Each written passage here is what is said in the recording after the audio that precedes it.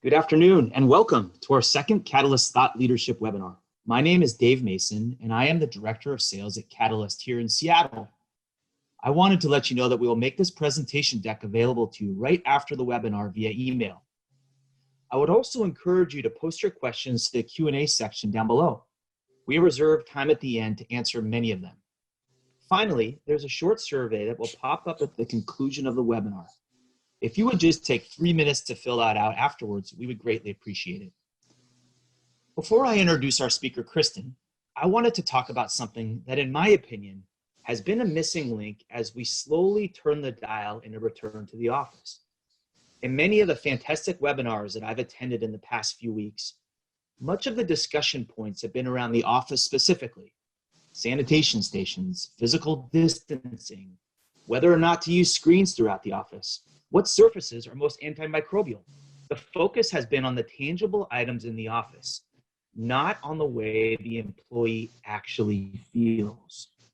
In our search to truly understand what our own employees want when they return to the office, we were reacquainted with Kristen Reed from Herman Miller, who helped us get to the heart of the matter: what employees are looking for when they return to the office. She was able to provide data to us that is invaluable as we ease back into the office.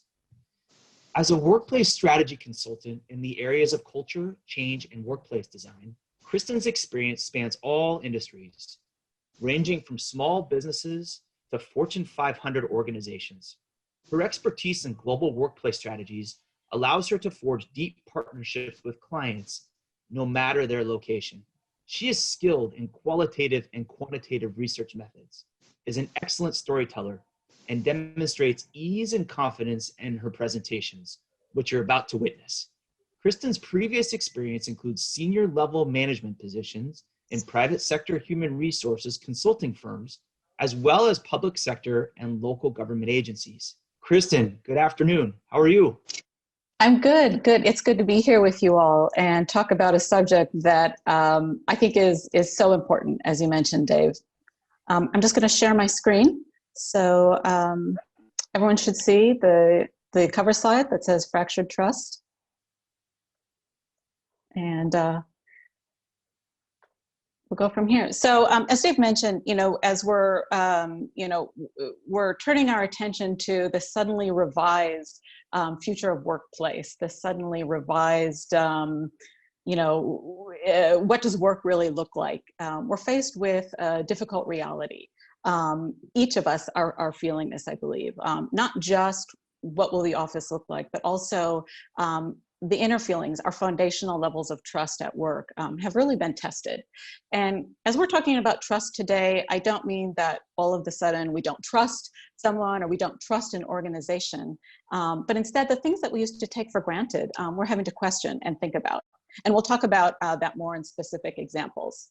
But really our foundational levels of the things that we trusted have been tested. So, along with the top of mind issues that we're all thinking about in return to workplace and how do we make it safe and easy for people to come to, it's very important that we examine these factors that are among our most basic levels of trust. Perhaps you call them among our basic fundamental human needs. As we're looking out in the very short term, the next month, 2 months, 3 months, 6 months, a year, or even longer. So today I want to talk to you about 3 critical workplace trust questions that I believe are important to think about and will influence the return to work place. If they will kind of help frame what we are thinking, what employees are thinking in terms of their experience at work, and also just helping to add some content to that question we're all wondering: what should we do or what shouldn't we do?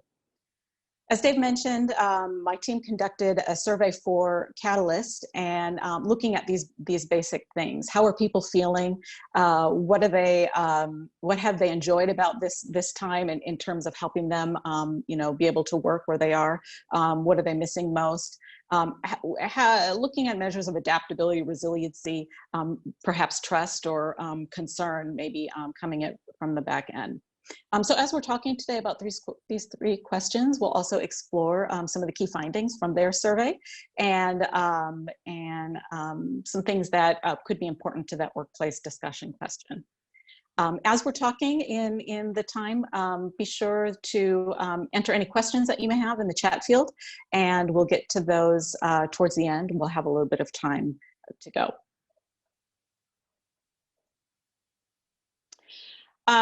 So before we dive into those three questions, I just want to talk for a couple of minutes about trust at work. Some of the back to the basics, if you will, the foundation of what we expect, what we look for, and then we'll start to connect that to the workplace.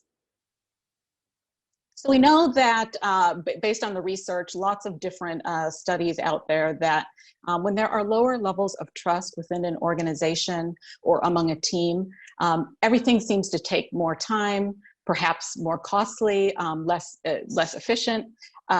Their lower morale, perhaps lower levels of connection to the project or the team or even the organization.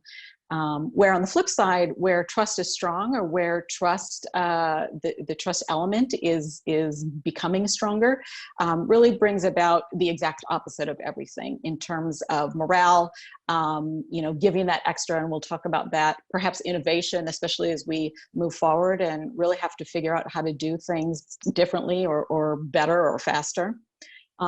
The last thing is, no matter where we are in an organization, no matter our role or a title or tenure, trust affects us similarly on the basic level, and it affects us how we're looking at work and responding to things happening at work.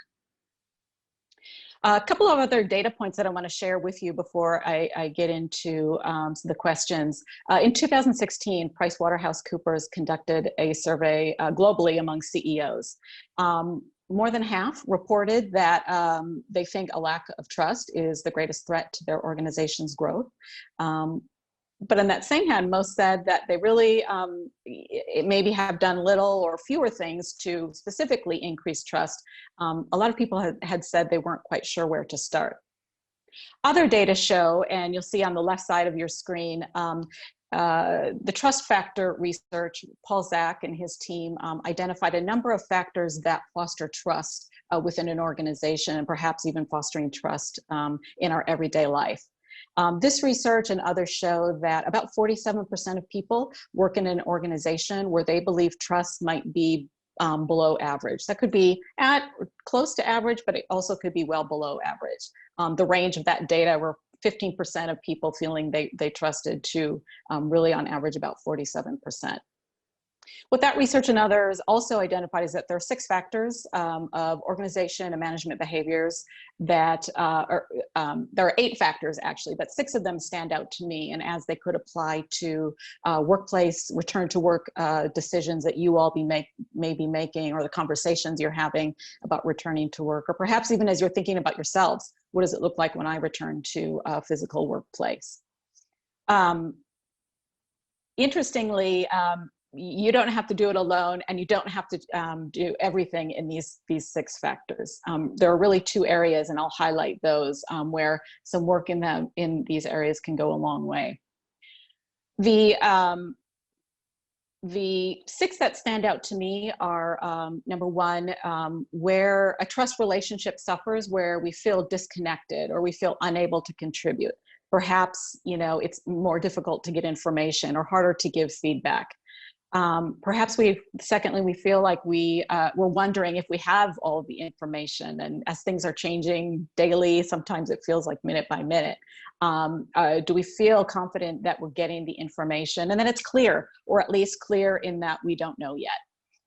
Those 2 things alone are kind of super drivers, I may say, of this list. Paying attention to those can go a long way to strengthen and continue to build or even add on to an already great trust relationship.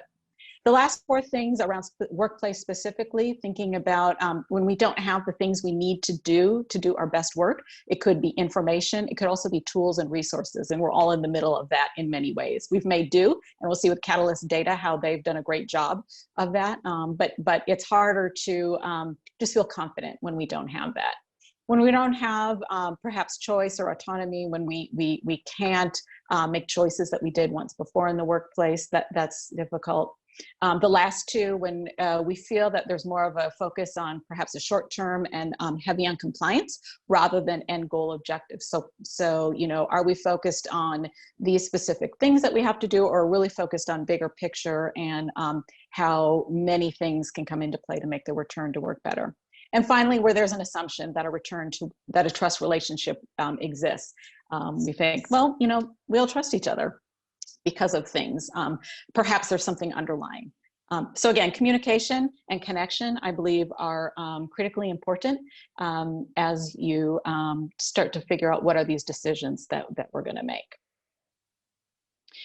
Two other quick things that I want to share with you before we dive into the questions. When we think about the connection of trust and work, productivity, performance, if you will, or even innovation, as you will, the Great Place to Work Institute looks at trust cultures, high trust, low trust cultures, to help make that connection or underscore that connection between trust and how we're working.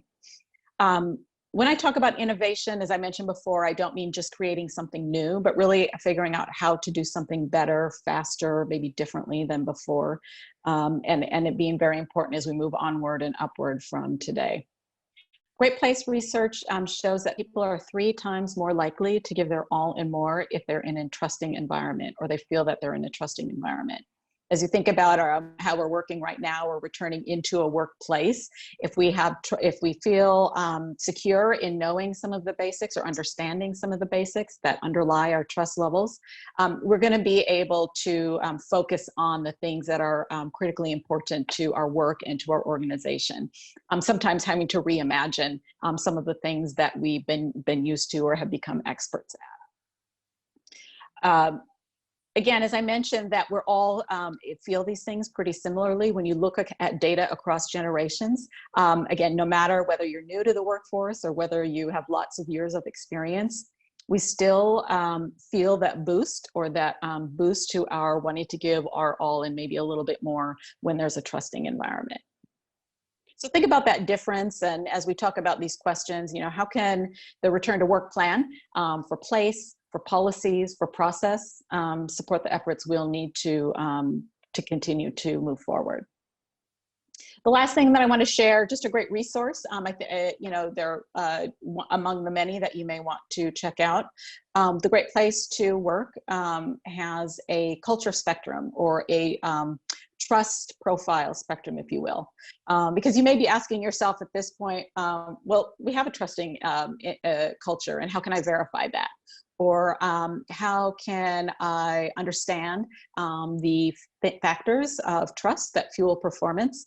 Or perhaps where can we shore up? Where might I have to speak with my colleagues? Or, as we think about the broader group of decision makers, what kinds of things do we have to think about to ensure that the workplace supports people being able to come back and do their best work? So check out the Great Place to Work. It's called their culture spectrum, based on 3 decades of research, and it will help you understand if you're in this culture of trust that fuels performance, or perhaps if you have areas to improve upon. So I want to get into the 3 questions now, and as we think about the factors of trust that we talked about, and what does it really mean to us as workplace professionals or as employees in our organization. How do we know what we don't know, or what we haven't had to think about so much before? And again, we can't do it alone. So I want to talk about 3 questions that I believe are key to trust, and that could influence your return to office strategy. The first one that we're all wondering, some of us are saying it out loud, some may not be, but we're all asking, will I be safe? When we think about safety, perhaps even security as a similar term, safety is one of our fundamental human needs, whether at work or really at any time in our life. When we feel safe and secure, there's a correlation to us feeling healthy, feeling connected or engaged, that we can do our best work. It's also connected to understanding norms, having a sense of predictability, feeling that we can count on each other, count on our organization and the cultures within them. The presence or the absence of safety and security is tied to our fight or flight response, and our ability to do our best work. In other words, when we don't feel safe and secure, it can get in the way of us doing our work. It can also, of course, inhibit or get in the way of our own mental health and our safety and security that way. In the workplace, when our feelings of safety include basic safety, healthy physically, job security. We're all in trying times in many different ways. So that's another question. Will I be safe physically, but also in my livelihood?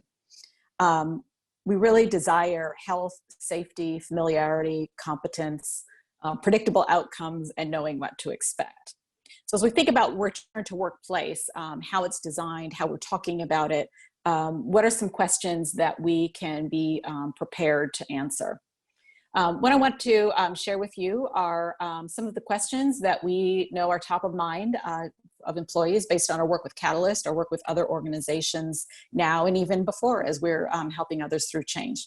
And then I'll talk to you a little bit about Catalyst data and some of the interesting things, again, from a very quick survey, how we were to pull some of this great insight in order to help inform their strategy.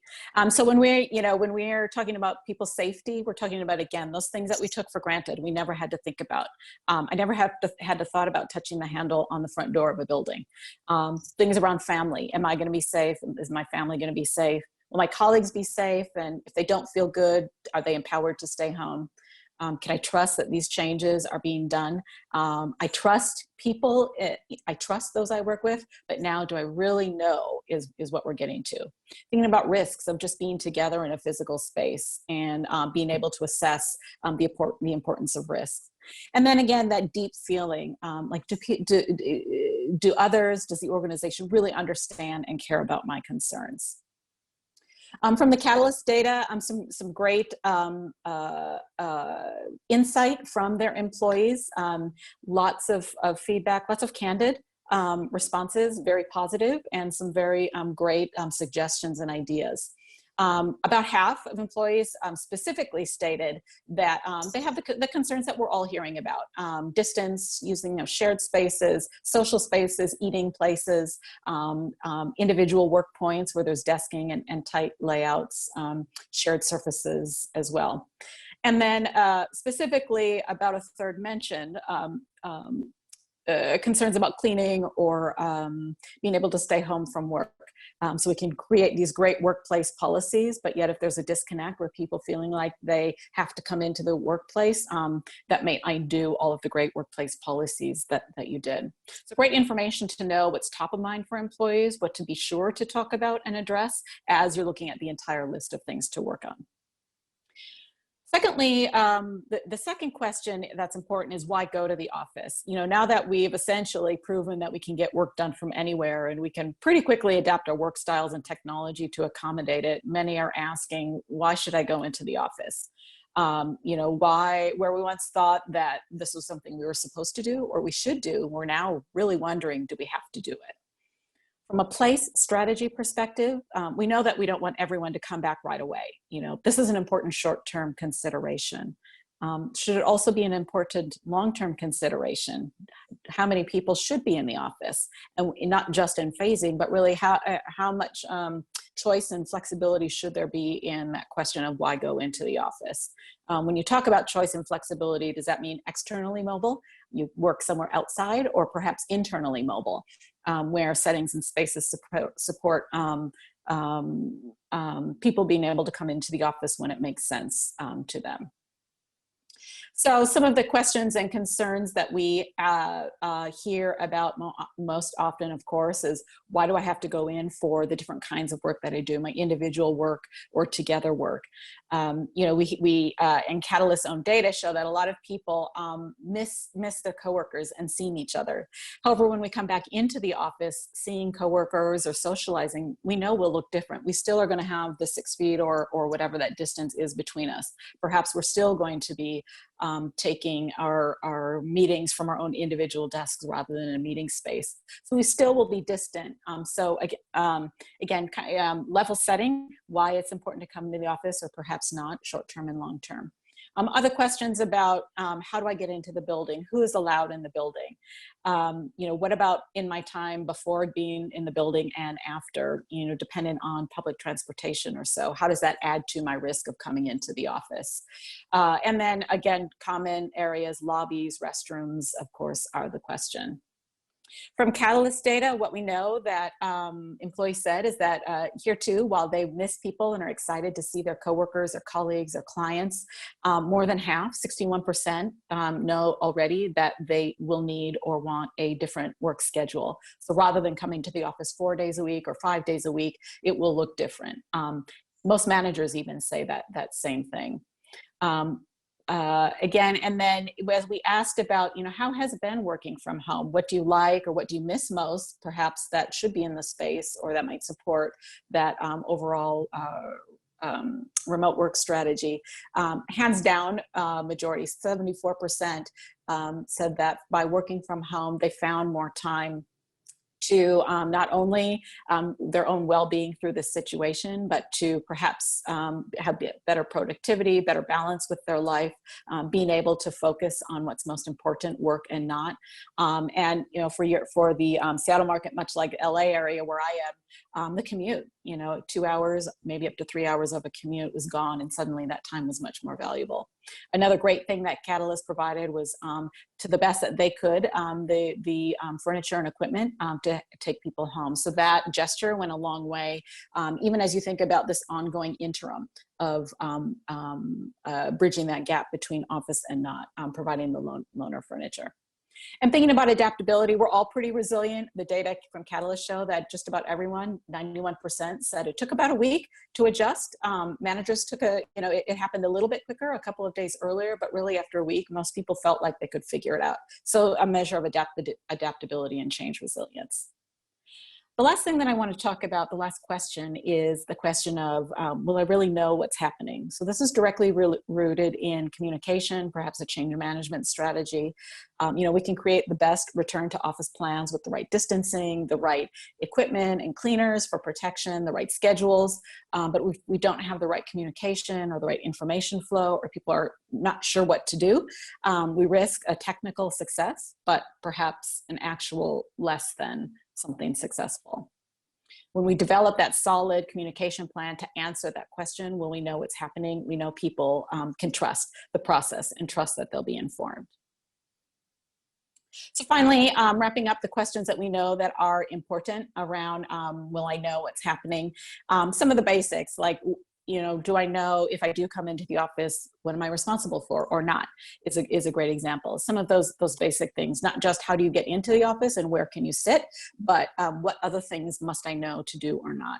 And then, of course, ongoing communication about what is changing, what's remaining the same. What if this happens again? Are we prepared for if we have to make the sudden shift in 24 hours to a totally different way of working? And then questions about where can I make choices or not? Right now, and as time goes on, how will things change about how I can make decisions about my work style and work patterns? The Catalyst data, really strong, great reflection of some of the change and communication that happened. 92% of people on the survey said that they felt cared for and they felt informed through this entire process. Lots of comments around support, autonomy, that despite the situation, they felt the organization that they did the best. They liked the different modes of communication, and some really great examples of how to be even better or prepared next time. Even more of certain types of communication, more speed to get the information out, particularly as it relates to external clients, and quite a few of just keep doing the great job you're doing best you can. So in closing, as you think about the return to workplace plans that you and your team or your organization are considering, think about how will they support trust? How will they support people? How will they help to mitigate or reduce new concerns and worries and all those things that we're now carrying with us to work? And how will they really help us focus on what matters most to us, both at work, but also outside of work? Because now, even more than ever, that's all in one. So I'll hand it back over to Dave for any questions. Thanks, Kristen. That was awesome. I really appreciate it. Kristen, one of the questions that was asked was if someone wanted to do this for their own use in their own offices, what's the best way to go about doing that? There are lots of ways to do a quick pulse survey. I say speed, two things: speed, timing, and simplicity. Lots of different survey questions. As an example, Herman Miller provided for Catalyst 10 questions, very focused, very specific, and deploying that, and within a week, you can have data like our situation, and especially now when time is of the essence. For sure, yeah. Good. So if you have any other questions, feel free to post them to the Q&A section down below. Again, Kristen, thank you for being here and enlightening us. And I can't tell you how valuable the information that you provided has been to us. We're excited to kind of dive deeper and kind of tailor our own office around your findings. So thank you for being here. Another reminder to folks that everybody will get a copy of the presentation via email. And I understand some people had a little bit of trouble getting in, but no worries. We'll be able to send you in that email a recording of this conversation as well as the PowerPoint deck that you just saw.